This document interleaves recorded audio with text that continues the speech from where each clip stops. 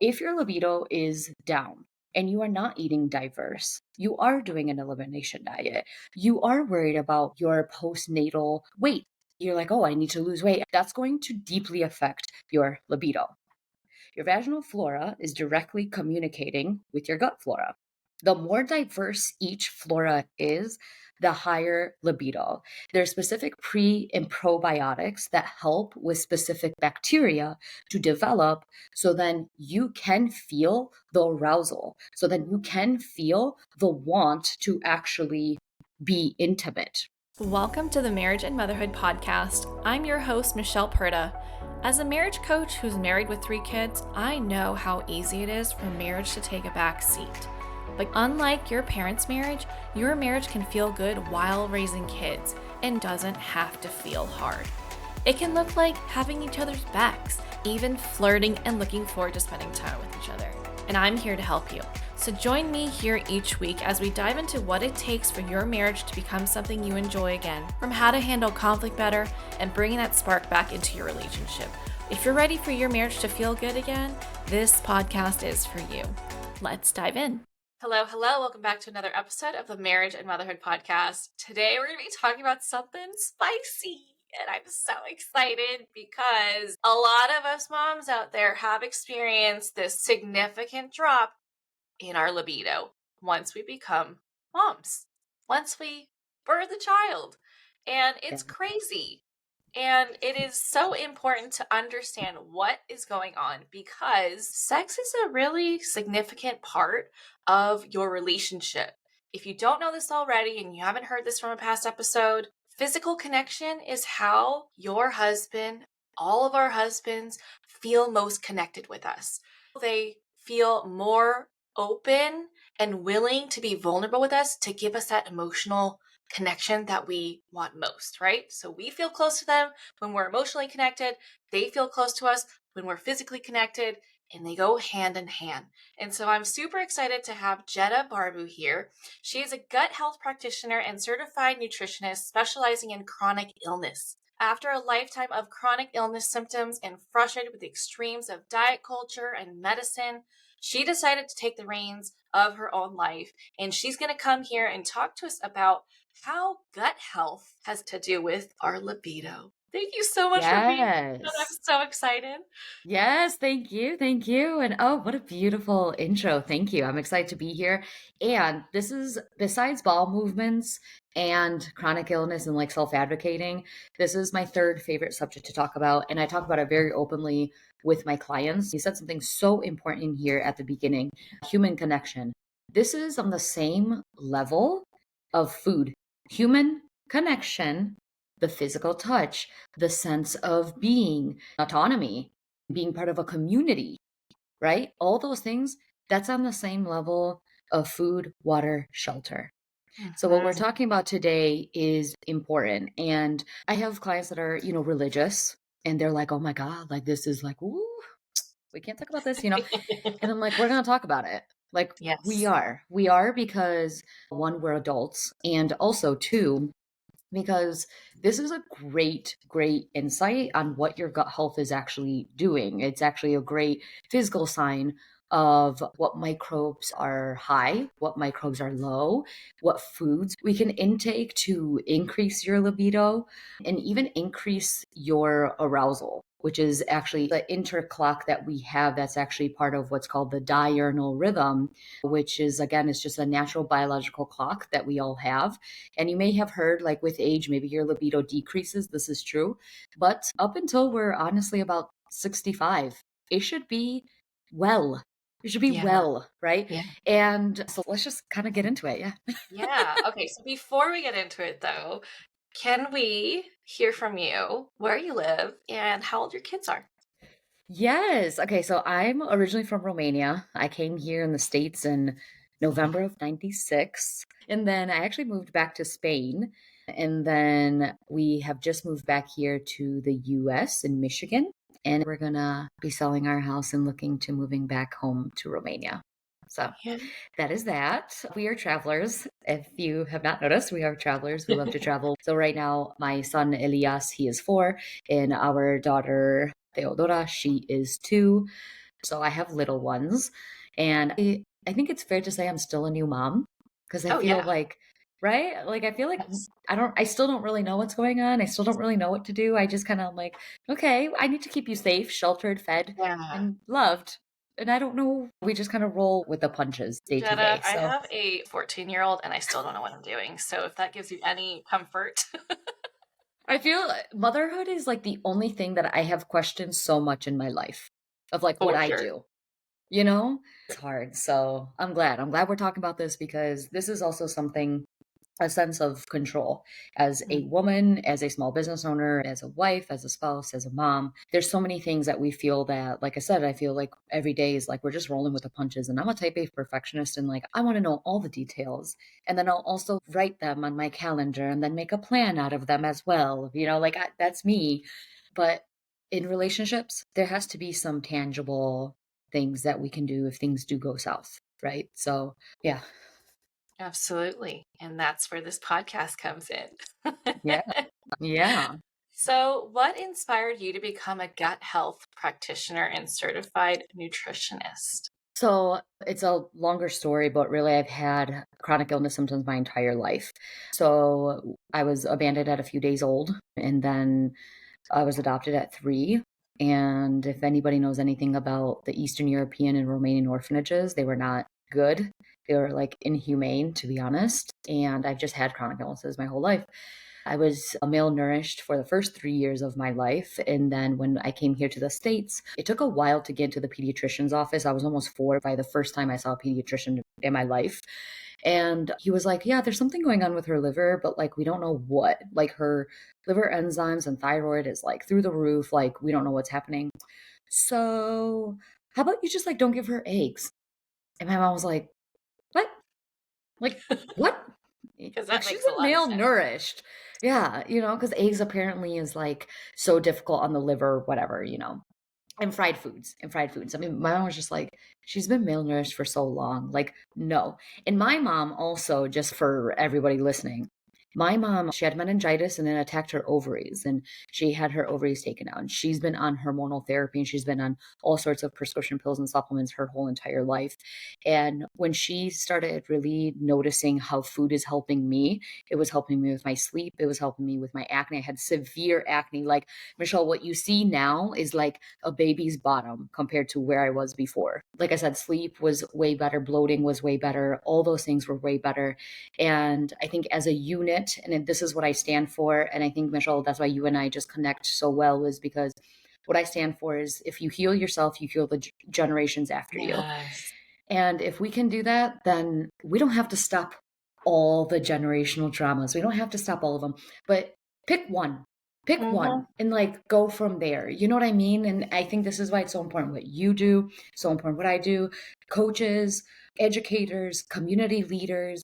I think it's so important what we're doing because we are creating, a lot of people think like, oh, just rich people need relationship coaches, just rich people hire nutritionists. Just no, we are doing the foundational work for you to rise above all the other things in life. It's just like a house. When you build a house, you don't build it from the roof down. No, you Right. build it from the cement to the floor on the ground, and then you build up and up and up and up, right? And then you make it pretty. You're like, oh yeah, I want green cabinets and I want this and I want that. But that's extra, right? That's not even necessary. That's for our eyes and for our appeal. Right. So even talking about libidos, it works the same way. Understand the foundation of where libido even comes from. A majority of it actually comes from your gut microbe and your vaginal flora. So again, this is what we're talking about is foundational.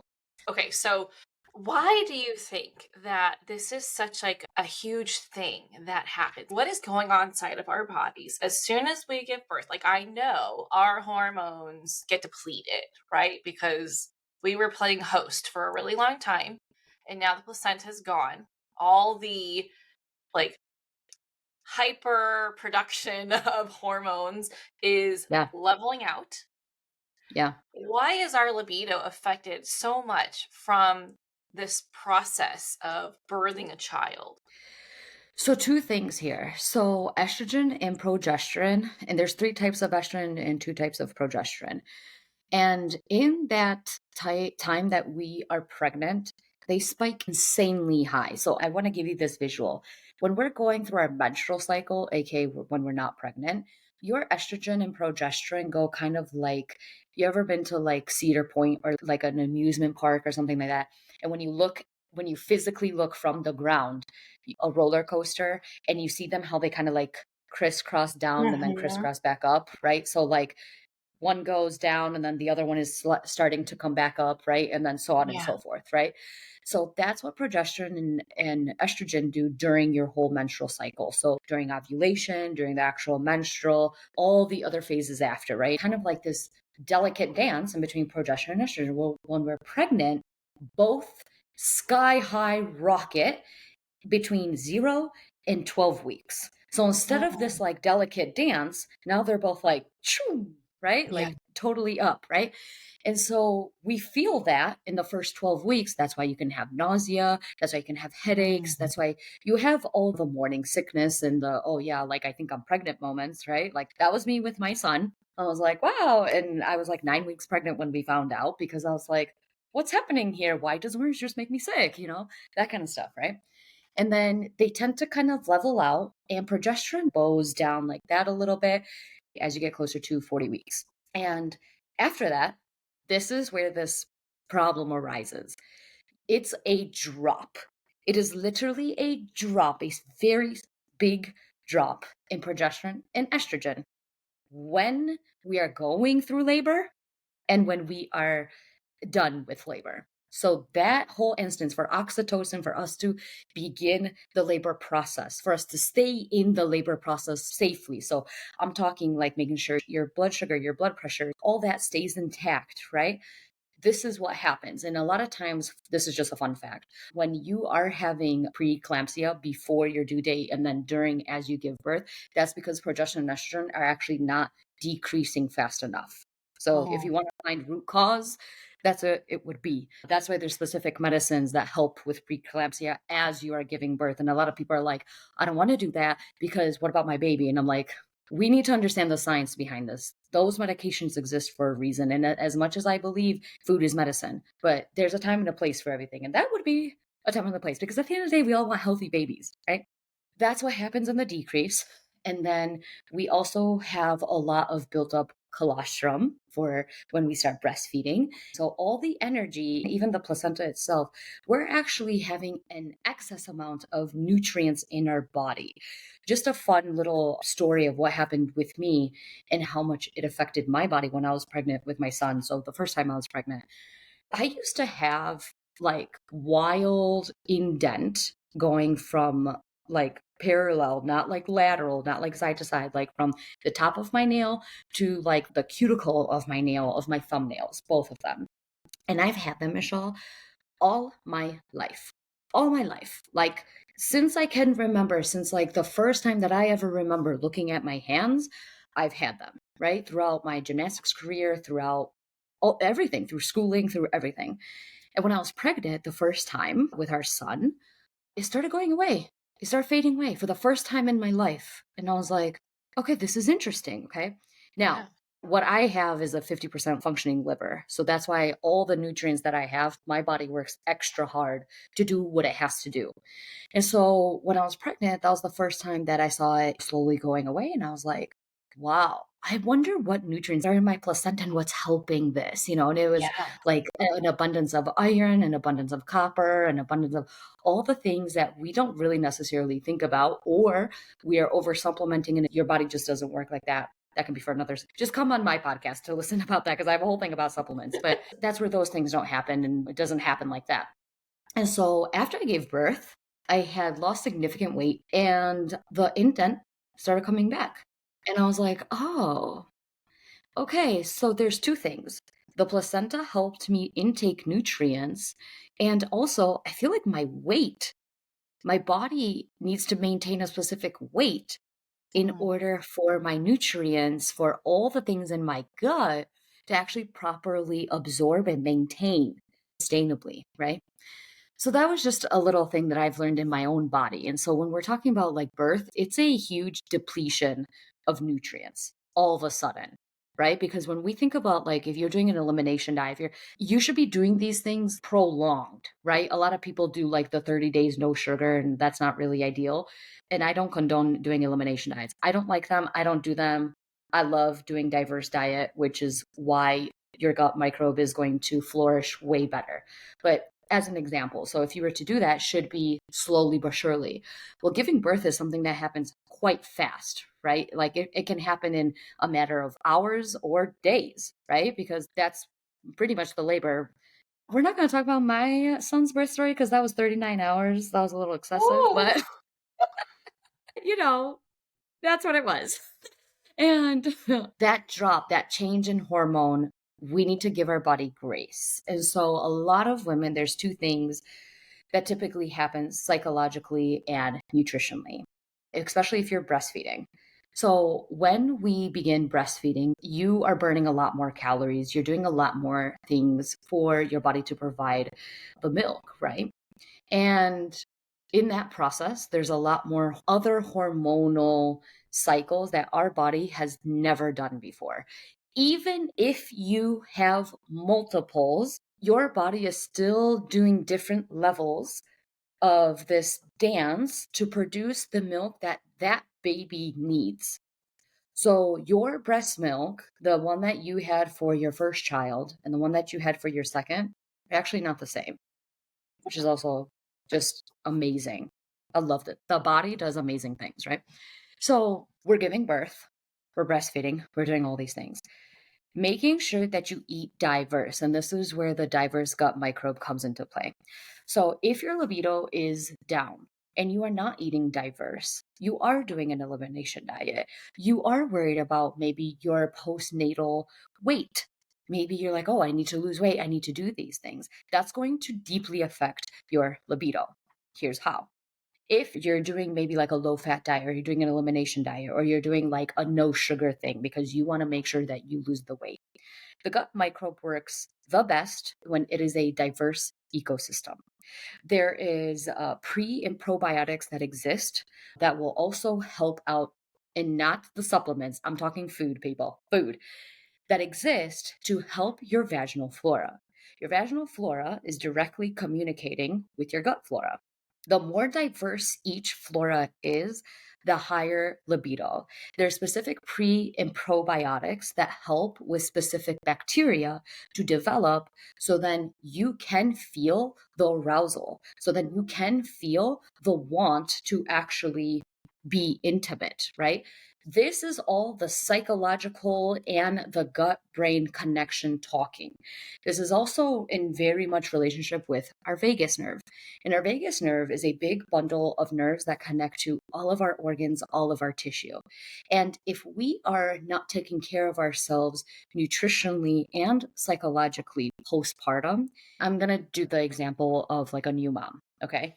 And then we can even talk about like moms of like preteens and teens too, because there's a slight difference there. So as a new mom, you're like, okay, I have to make sure that the baby is changed. I have to make sure that I'm pumping if you are. I have to make sure that I'm breastfeeding. I have to make sure the food is done for them, right? What's the formula? Is that formula working? Because maybe now you got to change formulas. There's so much, right? And then sleep. Sleep is like the first immediate thing that goes, right? Which is normal, okay? First of all, let's normalize this. Children, they're not born to be like, oh, I know how to sleep. Like, it's normal. It's normal for them to not know how to sleep, right? So we go through that. Every single parent alive has gone through this, right? And so when we're talking about worrying about what the baby is doing, making sure the baby is just having all the things that they need, plus you also making sure that your body is properly giving out the milk and lactating, right? Making sure that you're doing that requires a lot more energy than formula feeding, than all those things, okay? Plus, again, you're a new mom. So now you're still in that drop of progesterone and estrogen. So I'm going to give you a tip for new moms. Right away, within like the first 6 months, I know it is so common. You go to the doctors and they're like, okay, after you have your 6 weeks, like you're good to have sex. And it's like, no, you're not. As a gut health practitioner, I'm going to tell you, no, no, you are not. Okay. Could you physically do it? Like, are like organs gonna move around and like weird stuff is gonna happen? No. But when I say you're not, the body needs much more grace period for your body to actually feel the arousal. Your gut microbe is not there. In fact, when we are in fight and flight, the first thing that goes out the door is the digestion and the process of the gut microbe stabilizing in the bacteria. That's the first thing that goes. So don't think that after you give birth, you're not like absorbing and digesting food. You're doing it at a much slower rate. Okay. And so if you're worrying about all these things, which we are, we're moms, we think about our children day in and day out, especially as a new mom. I have two little ones. Until this day, before I go to bed, I go into their bed and I put my ear towards their chest. And I'm like, y'all breathing? Like, I still do that. You know what I mean? And they're 5 and 3. You know what I mean? So there's things that have happened in everybody's birth story and all the PTSD that can happen. But give yourself this grace that that is not something that should be on the top of this list of to do. So, really understanding that. So, with food, root veggies are going to help tremendously with leveling out progesterone and all the estrogens. So, root veggies, and I mean like carrots, onions, parsnips, celery root, potatoes, garlic, right? So, So all like a those stew. a stew, yes, a stew. And not even that though, I'll even tell you something right now. So, one of my favorite recipes that I make, and even for my kids, is you chop up carrots, parsnips, okay? And you can add in like Brussels sprouts or you can add in some asparagus, just something green just for like color. You can do that. But carrots and parsnips alone, mwah, chef's kiss. What you're going to do is you're going to cut them up like logs. You can tell I have little kids. I'm telling you, cut them up like logs. Anyways, so cutting them up long ways. And you're going to spread them out in a flat pan. Turn on your oven to about 390, 400 degrees. Okay. And you're going to put a little bit of salt, a little bit of melted butter on top. You're going to put those babies in for about 20, 25 minutes. And you're going to get them out of the oven, literally melting in your mouth. It is simple. Like I said, you don't have to worry about standing in front of the stove. You don't have to worry about any of that. You just turn the oven on, you let the oven do what it's got to do, and then take it out.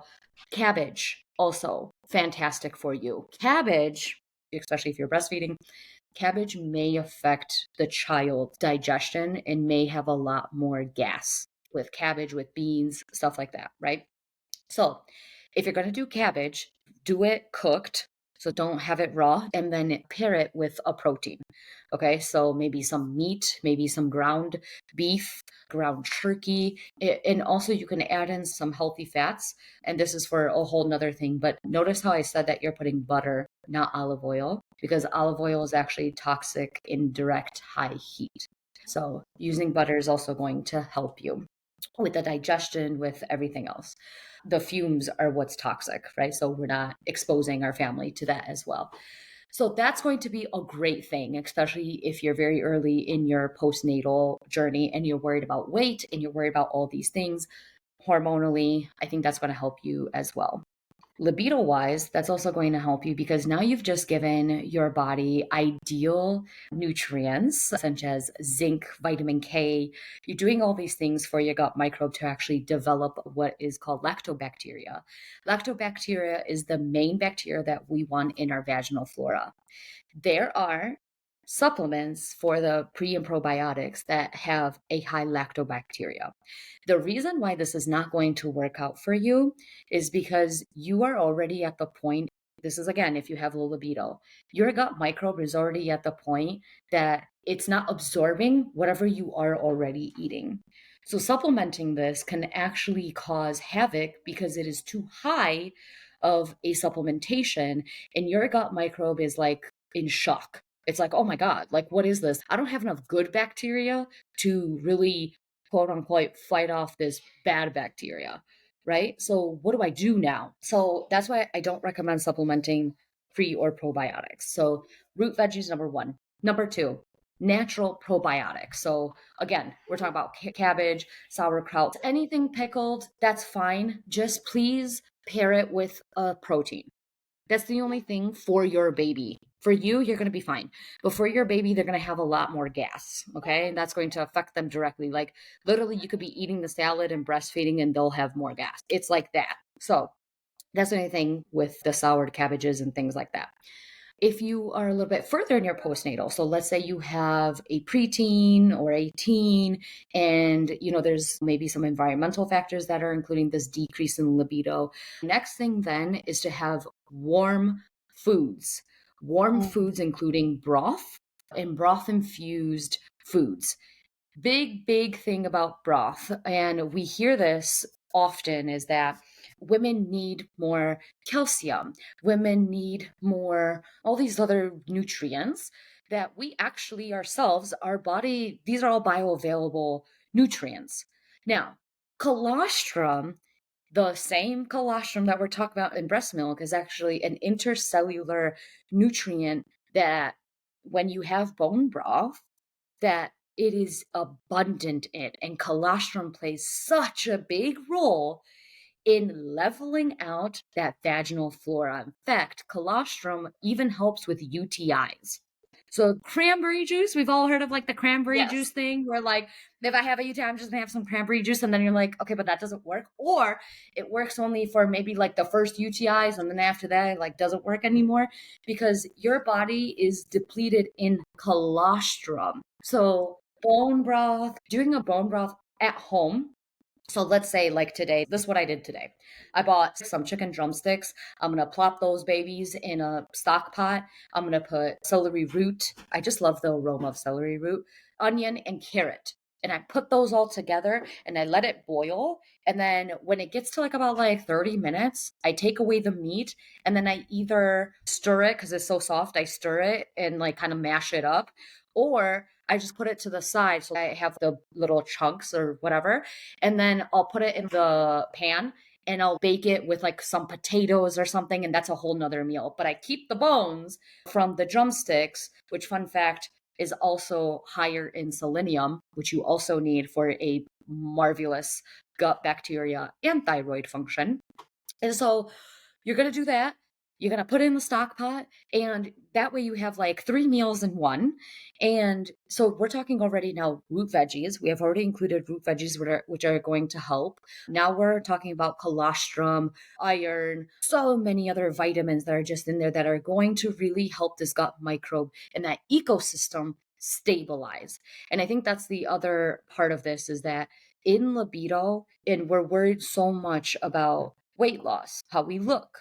We're so worried about that after we have a baby. Listen, like if you are someone that has this and you're like, yeah, but this like influencer looks great, and like she told me that if I breathe 5 times, like I'll be fine. Like, baby girl, I just want to hug you and like tell you that ain't it. Okay.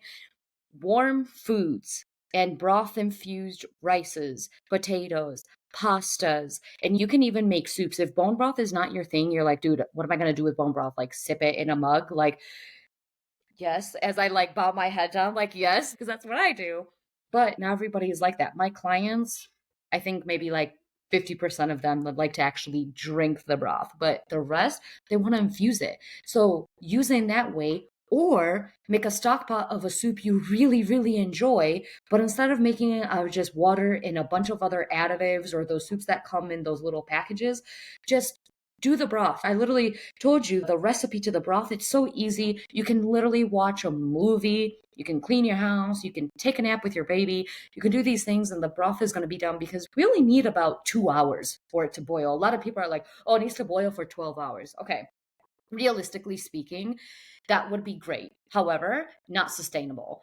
I like to leave the house from time to time. So, no, I'm not going to make a broth that's 12 hours, and I'm not also going to smoke the bones. All these things that I've just heard, and I've seen people do. That's fantastic. If you got the time, do it. That's great. I do not. And I like to live my life, and I like to hang out with my kids, and I like to be with my family.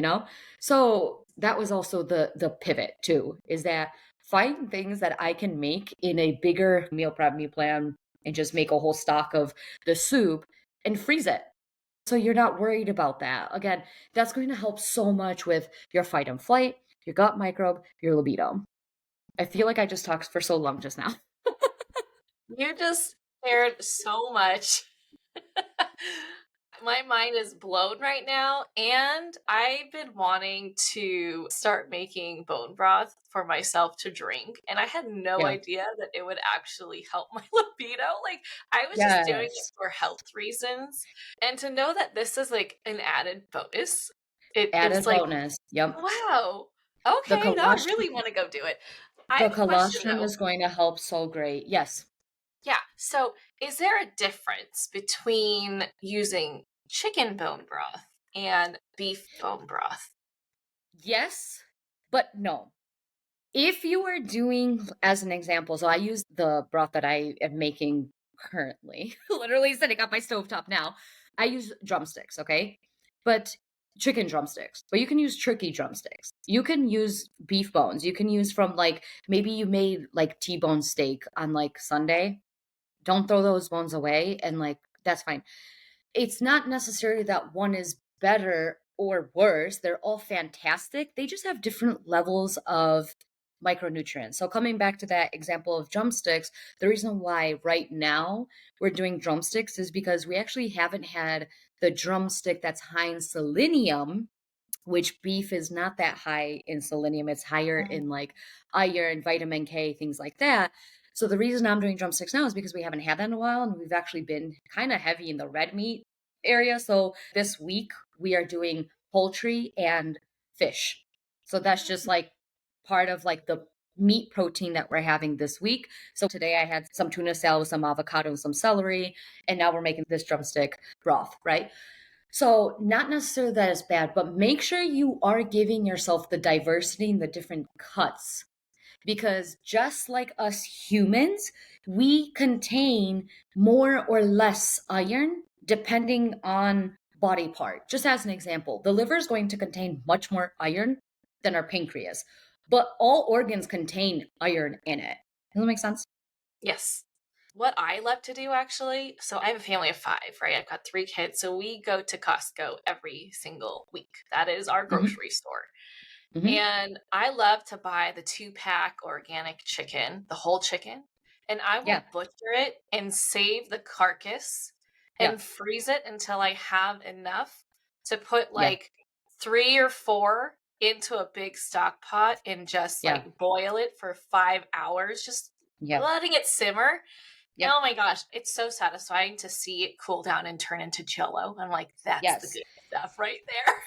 I want to mention this because we're on the subject of broth, and broth is one of my favorite ways to increase my libido. And I said mine because Yes. this is also a thing that I've been having my whole entire life. Libido was just a problem of mine, right? Mhm. Like, this is definitely a challenge that I'm having that whether it's psychological, whether it's physical, there's definitely things that I can do. Right.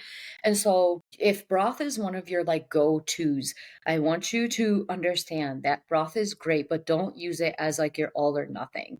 The Oh, root yeah. veggies in the oven, the cabbages, the things that the prebiotics and the natural, the yogurts, the cabbages, the kimchi, the all those things, those are also great for it. Okay. Now, in that aspect, buying store bought broth. The reason why these are diluted, yes, some of them do have additives. Yes, some of them do have coloring. Yes, okay, the ingredients are not ideal.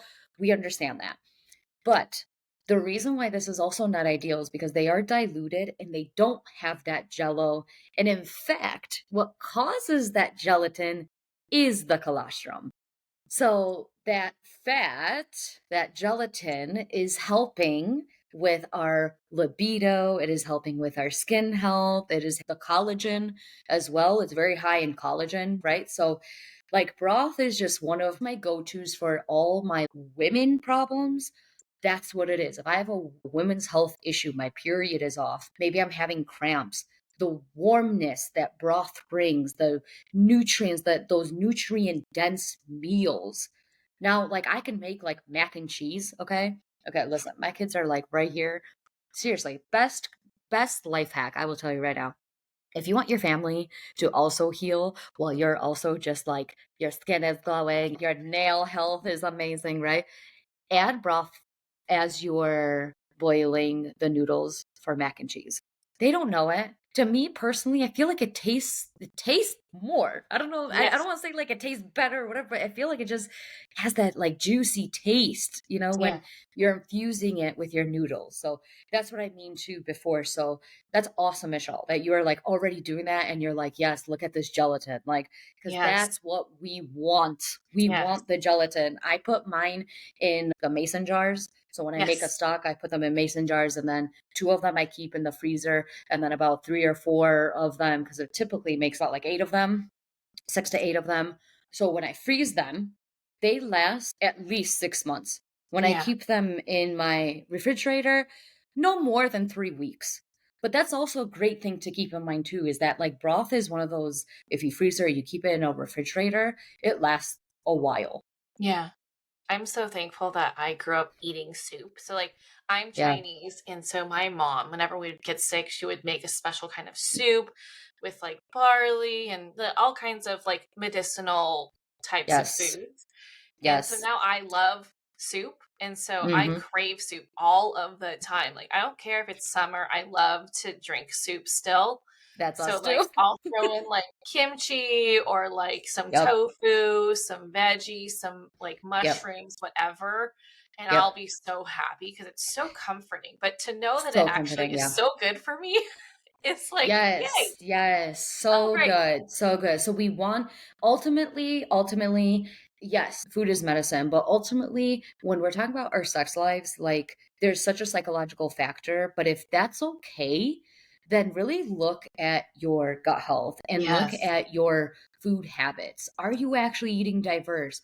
Are you having proper bowel movements? Are you Mhm. having yogurt or the fermented foods? Are you having that? No. Why? Right? Like literally just keep yourself curious about that. And this happens very fast too. So if you're right now listening to this episode and like today you go make broth and then you have broth for like 5 days, like day six, you're going to be like, let's go, hubby. Like it happens pretty fast. And if there are reasons why you're not like that, like you and I got to talk, Right. okay? Because then it's the emotional thing, it's communication Yes. issues, resentment, other underlying issues that are contributing to that. But on a Hmm. physical stance, right? Yes. Let's set Yes. you up for success by taking care of your gut health. If this is something that you're struggling with and you're like, hey, I'm having all these weird symptoms, go talk to Jetta. Clearly, listening to this episode, you're like, she knows her shit. Okay, so go reach out to her. Jetta, you have shared so much information here. Like, you know your stuff, and I'm so grateful for you coming onto this show and sharing with the listeners all of the things that they can do to help themselves feel healthier, and also get back in bed with their husband so they can have that physical connection and restore that, right? So, Yes. you have a training library. Can you tell us more about I that? do. I do. Yes. Yes. So I have a free training library. So there's 5 classes, and one of the classes is actually gut health cooking methods. And that was the part where I was talking about the butter versus the olive oil. So if you want to know more about that, the link is going to be in the show notes. Just register for that. And then I just send you the whole file. It's like a whole file off of Vimeo. And you just click on whatever trainings you want to check out. So it's completely free to join if you want to know more about gut health and tangible takeaways.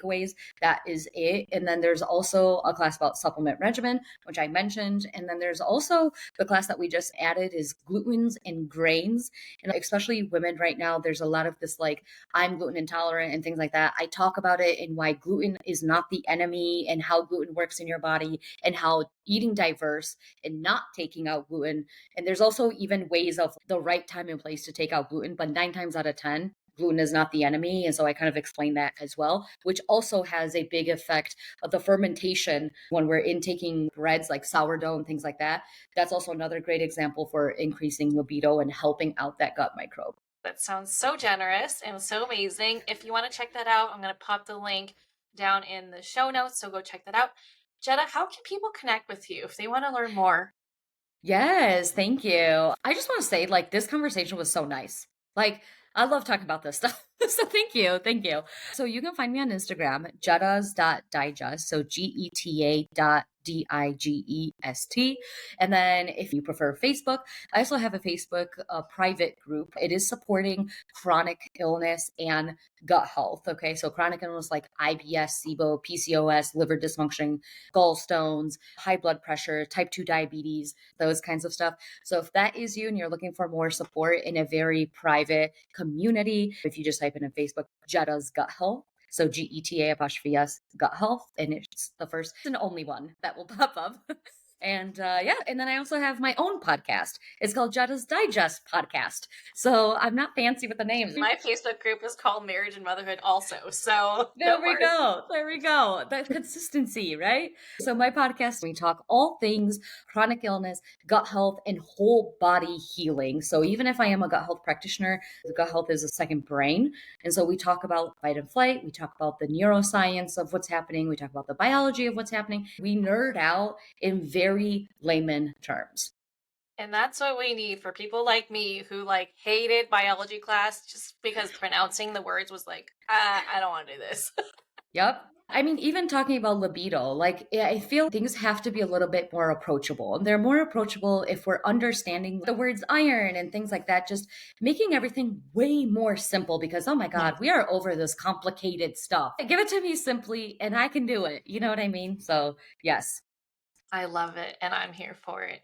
All right. So, if people are interested in working with you, what does that look like? Can you share more about how you support your clients and what your offerings are? Yeah, so I have one-on-one. So it's a minimum 6-month program. And the program is called Nutrition Synergy. This is where we really take in your unique self. So your past wellness, your current wellness, your environment, your job, your current lifestyle, all the things that make you you. And we build a food guide and sustainable habits through that and reverse your chronic illness and help your gut health while using the gut well method. So that's just a 4-step method that I use with all my clients to really get them to have sustainable habits that, after you are done with the 6 months or the 12 months together, you're not like, okay, what just happened? So you are able to just continue living life and living your highest life. And then the other offer that I have is labs with Jetta.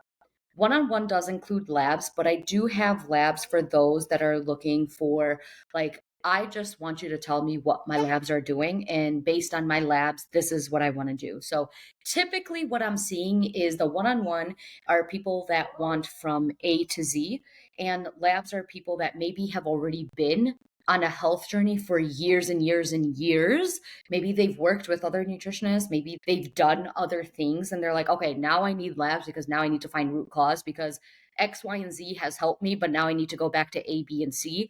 So we do functional labs, and then these labs are also done in the comfort of your own home. So it's always a plus for that. And then, like I said, we build a food guide and we are together for a minimum of 3 months. I love it. All right. So if you love what you heard and you want to learn more and work with Jetta, go reach out to her. Tell her how you found her. Say, hey, I listened to you on the Marriage and Motherhood podcast. And let us know what you loved about this episode. Okay. Let us know what your biggest takeaway was. We always love to get some feedback on what you're hearing, what you're loving, what you're curious about, so that we can create more stuff to support you. Okay. So, Yeah. Jetta, before I let you go, I love to ask my guests a question to let the listeners get to know you better.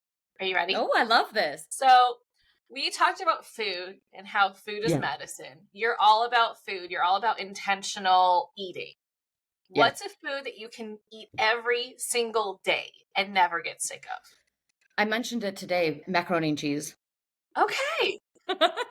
Yeah, so a lot of how I talk and a lot of the examples I use are because that's what I eat.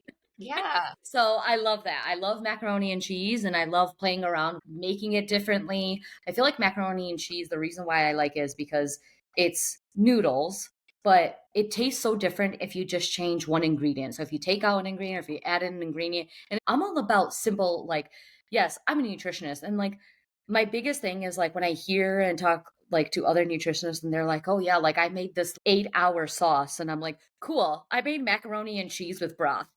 I'm like, that's what I'm all about. Like, we ain't no chefs in here, but we are just trying to nourish our body. And I think it's so fascinating that just a small change in a very common dish can make the dish be completely different. So, yeah. I wish my kids loved mac and cheese, but literally none of my kids will eat it. Like none of Is them. it the texture thing? Is it because it's I don't know creamy? what it is. They love pasta. They love cheese in different forms, but like melted cheese, no. And So my oldest, he will only eat mac and cheese if it's out of the box, and I refuse to buy it. interesting. Yes. Okay, interesting. Yeah. Interesting. Yeah. Okay, okay. Maybe we can do a cold mac and cheese for him. I don't know, I don't because if know. it's I a don't know what it texture is, thing. but I wanted to make it for Thanksgiving because I hosted, and I'm like, no one's gonna eat this, so I guess I'm just not gonna make it. Michelle, just invite me next time. Just be like, hey, Jonna's gonna eat this.